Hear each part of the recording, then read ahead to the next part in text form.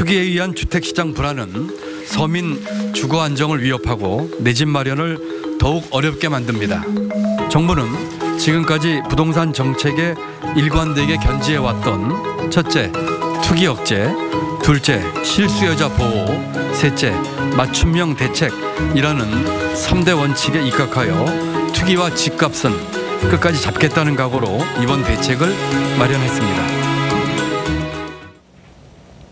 네, 어제 발표된 9.13 대책 핵심 내용은 종부세 강화와 대출 규제입니다. 구체적인 내용 경제부 지선호 기자와 함께 짚어보겠습니다. 안녕하십니까? 네, 안녕하세요. 네, 지 기자 먼저 이 종부세라는 내용이 많이 언급을 되는데 적용 대상은 누구고 어떤 개념입니까? 네, 우선 종부세는 종합부동산세를 줄임말이죠. 이 재산세와 함께 대표적인 보유세입니다. 이 다주택자의 경우 공시가격이 모두 합쳐서 6억 원, 1주택자는 9억 원이 넘는 이 집을 가진 집주인이 매년 내는 보유세라고 보시면 되겠습니다. 2016년 기준으로 주택 소유자는 1,331만 명인데 이 중에 종부세를 내는 사람은 약 27만 명으로 집을 가진 사람의 약 2.1% 정도입니다. 고가주택이 아무래도 이 서울에 집중되어 있다 보니까 종부세를 내는 사람의 절반 이상이 서울에 위치하고 있다는 것을 알 수 있습니다. 네. 그러면 어제 발표된 개편안이 기존과 가장 크게 달라지는 점이 어떤 거라고 봐야 할까요? 네, 우선 이 종부세의 증가분을 부담해야 되는 사람이 늘어나죠. 약 22만 명이 여기에 해당을 하는데 이 22만 명이 총 4,200억 원 정도를 추가적으로 내게 됩니다. 이번 개편안에 의하면은 이 3억 원에서 6억 원 사이 과세 표준 구간이 새로 신설이 됐고요. 1주택자의 경우에는 시가로 약 18억 원에서 23억 원가량입니다. 다주택자는 14억 원에서 19억 원가량이고요. 1주택자라도 이 사이에 해당하면은 종전보다 약 0.2%포인트 더 부담을 해야 하고, 그다음에 2주택자, 3주택자 이상은 0.9%, 그러니까 약 0.2%포인트, 0.4%포인트를 더 부담을 해야 하는 상황입니다. 네. 그러면 여기 나온 종합부동산세 개편안에 대해 전문가들은 어떻게 평가하고 있는지 얘기 들어보겠습니다. 종부세를 좀 높이고 하는 그런 부분에 대해서는 긍정적이라고 평가할 수가 있겠습니다. 이 종부세는 두 가지 측면이 있잖아요. 시장 가격 안정이라는 것과 그다음에 과세 형평성이라는 측면에서 단기적으로는 집값 안정에 분명한 효과를 준다고 생각합니다. 네, 이 지 기자, 부동산 문제에 대해 워낙 관심이 많다 보니 지금 가짜 뉴스들도 굉장히 많거든요. 구체적으로 누가 이게 적용이 되는 건가요?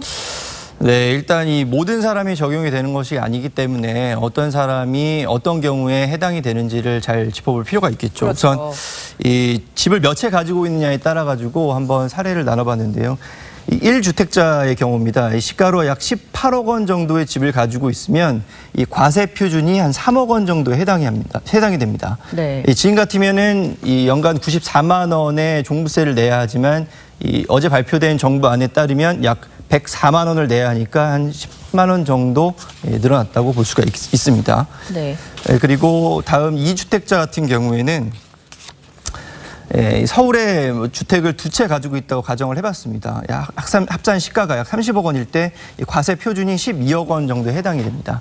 그렇다면 현재는 554만 원인데 앞으로는 1,271만 원을 부담을 해야 하는 상황입니다. 그리고 마지막으로 3개 주택을 가지고 있는 사람 같은 경우에는 이 합산 시가가 46억 원이라고 가정을 했는데 이 과세 표준이 21억 원에 해당하기 때문에 지금은 1,375만 원 정도를 내지만 앞으로는 1,700만 원 정도를 더 부담해야 할 것으로 보입니다. 네, 주택이 늘수록 종부세 부담이 더 커진다고 보면 되겠죠? 그런데 종부세 부담 외에 또 주요 내용이 대출 규제입니다. 대출은 어떻게 규제되는가요? 세율 강화와 함께 대출 규제도 대폭 강화가 됐는데 이 실수요 목적이 아닌 주택 구입에 대해서는 이 돈을 빌려주지 않겠다는 겁니다. 이미 집을 가진 사람이 투기 지역이나 조정 지역 내에 주택을 하나 더 사려고 할 때 이 경우가 해당이 되고요. 지금은 주택 가격의 최소 40%까지 대출이 가능했는데 더 이상은 은행에서 돈을 빌릴 수가 없습니다. 다만 1주택자의 경우에는 이 직장을 옮기거나 이 결혼을 하게 되는 경우, 그리고 부모님을 부양하는 등 이 실수요 목적으로 집을 옮겨야 되는 상황이 있지 않겠습니까? 네. 그럴 경우에 집을 새로 구입을 하면 지금 같은 기준으로 추가 대출이 가능하지만 2년 이내에 기존에 가지고 있던 주택을 팔아야 합니다. 네, 알겠습니다. 지금까지 지 기자와 함께 9.13 부동산 대책 주요 내용 짚어봤습니다. 고맙습니다.